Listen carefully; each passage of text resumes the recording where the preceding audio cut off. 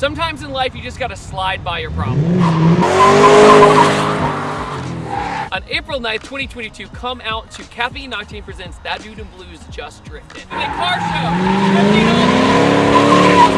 car show, drifting all day long, and a halftime show full of drift games and stunt driving. So there's family fun for drivers and spectators alike. And if you can't get enough, head out on Friday night for Caffeine Octane's Friday Night Drifts at Caffeine Octane's Linear Raceway. Tickets on sale now at caffeineoctane.com/just-drift-it. That's Caffeine Octane presents That Dude in Blue's Just Drifted. The Lexus IS300 is one of my favorite Japanese four-doors ever created. Along with the Altezza, it was just a good-looking car and a great platform. To an extent. This is Evan Shanks' IS300 with an NAT 2JZ setup. What that means is it's a naturally aspirated 2JZ with a turbo slapped onto it, but it's not really that simple to do to these cars. So why is it a little difficult to turbocharge an IS300? And why do they sound so freaking cool? Let's go for a drive and find out.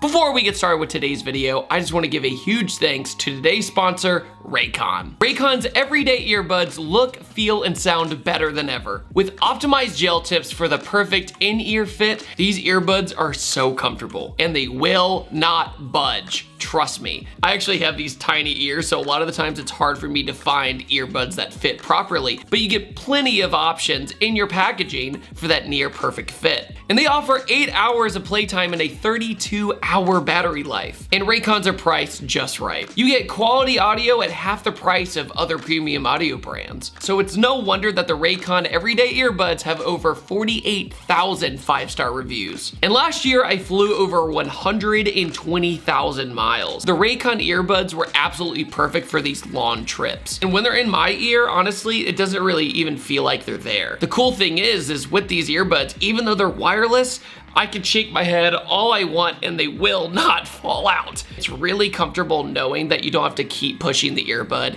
into your ear every now and then. That's like my biggest pet peeve with earbuds. So make sure to click the link in the description box or go to buyraycon.com/blue to get 15% off your Raycon purchase. That's buyraycon.com/blue. Evan. Hi. What are we in now? So I'm trying not to kick my ECU. We're in my 2005 IS300. IS300. That's right. And work in progress, but that's okay. What? No, what are you talking about, dude?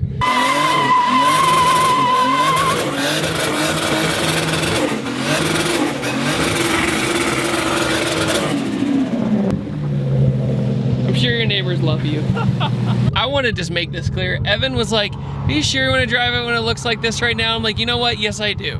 Because then when it's done, you have a reason to go over to his channel and see how pretty it is. A main reason why I wanted to drive your IS is because a friend of mine named Henry has an IS300, which he had a 1J in, and now he's doing a really like a built 2J in right now. Sure, that's a GTE, and I've driven a million GTEs, but I've never driven an NAT. So for people who don't know what an NAT is, Evan, would you like to quickly explain what that is? When you take a non-turbo 2JZ and you turbocharge it, because essentially there's not too much of a difference between the GTE and the GE. We can go into a whole debate and a whole conversation about that, but the bottom end in particular, it's typically about the same. It holds boost. Like 2JZs are just good engines, but at the end of the day, you usually end up building them anyways. Yeah. And at that point, they're the same thing. It's mostly the intake system on the top, like, and how the heads are and all that good stuff. The head and all that, that's where you see the major difference. And you'll see this, hot boy life, you'll see this kind of, I called it. You'll see this intake kind of. It's because my fat butt is over here on the right side, dude.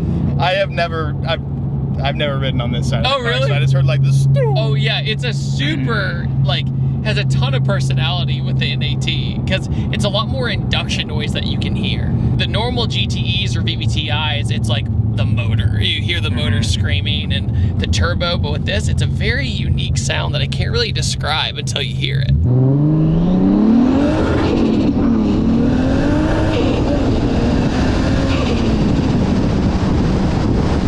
but it still has that like buttery smoothness of a 2Jet. I know. But you're also still on a W trans, which is amazing. Yeah, I'm a firm believer in. I guess you could call me a masochist when in the car community. Like, it makes probably like 400 or so. Okay. The W55 is really a crap transmission, but sure. There's not many there wasn't very many manual red cars ever made. Right. And so it being that, even though it does kind of suck, I wanted to keep it still stock, but with a turbocharger. So sure. Right now it's on like 18 PSI. Because Ethan, the way he tunes my cars, he takes away timing on the lower end, so there's not as much torque. So it's still really fun on the high end. And once you punch it here in a second, you'll like feel it. Like the turbo just keeps going and going. It's fantastic.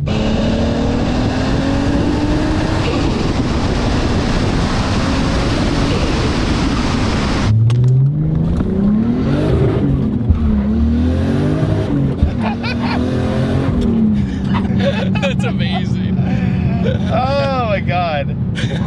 I love the fact that you can actually do that in an unopened GE though. I know. It's fun. It's so crazy. Where TX2K and H2O meet. That's right. I like that. I can get down with that. Because your Supra is also in an AT. Yeah. So and that car makes 600 unopened somehow.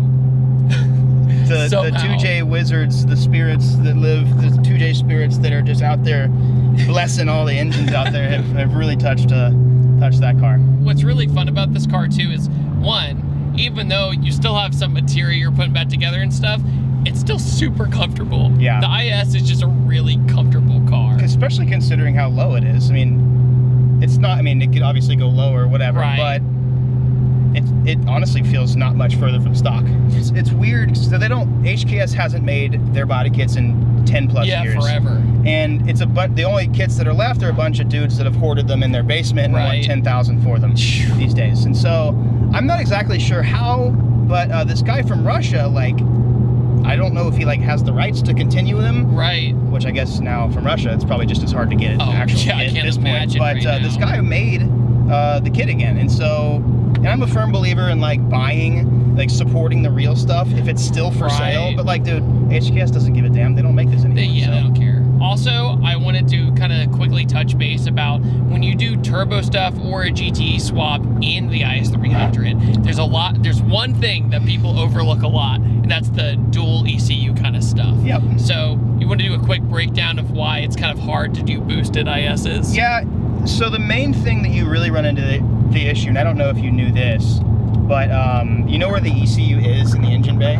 I used to know. So, just help me out, yeah. So I have a forward-facing intake manifold on this, which is like the only way to make a 2J actually look kind of cool. Because the plenum stock is just really ugly, and you can do that. Like my Supra has the plenum going over, but there's two ECUs for this car. There's one for the engine for the the TCM for all that kind of stuff, and then there's a body ECU which controls the speedometer and all of like the AC stuff and like inside. all the random stuff inside. And we had to I have a standalone ECU that controls the engine and like all that kind of tuning. Sure. And then but the body module still has to stay the same, and they don't like to talk to each other very well. So this ECU used to be in the engine bay, so I had to get a custom harness made. Feel free to go for it if you want under this bridge.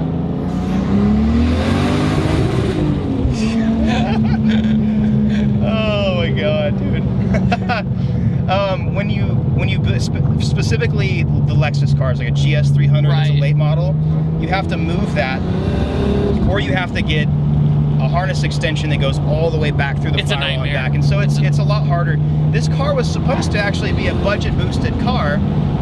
LOL. Until it wasn't. Yeah. Which is hence the reason why I have a CX Racing turbo kit on it, because ideally, like I made this, like this whole car was built on a series of you can boost the car on a budget. And ironically, this is probably the most money I've put into one of my boosted cars yet. So I think what's great about it is just, even though you're using all that quote unquote cheaper stuff, it still does everything. It still ends up just not being what you think. Oh, so this does have it. This has a BRZ LSD in it, so it's a lot. Yeah, the gears are a lot shorter. The turbo noises. rubbing. The tire rubbing is my favorite. It's so butter. Like, it's so smooth. Like, I love it. The cool thing about these cars is you never feel scared in them. You know what I mean? Like, you're just really enjoying them when you're driving. Sorry, Evan. I'm good. I'm enjoying the sounds. Yeah, all the choo-choos. I'm all for it, dude. You still on the factory brakes? Yes. Cool. Well, now that I know. I just want to corner you, IS. That's all I want to know. No, it doesn't like it. Skirt. But even just keeping it in third, letting it hum, it's just that beautiful There's something about the JZ sound is just...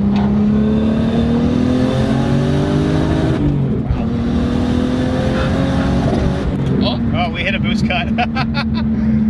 All right, IS, you done good. You're doing good, buddy. My tuner always likes to, he loves to be safe, doesn't want to blow anything up, so... oh, it's better to do that. Same thing for my Evo earlier. That didn't happen earlier. What are you talking about?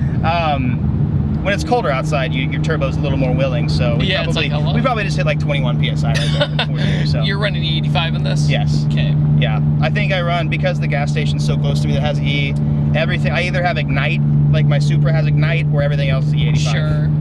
Well, it makes sense. I mean, especially JZs in particular, they can do big pump gas numbers, but they love E85. Like, if you have the opportunity to run an ethanol, you have content, if you like high ethanol content, you should.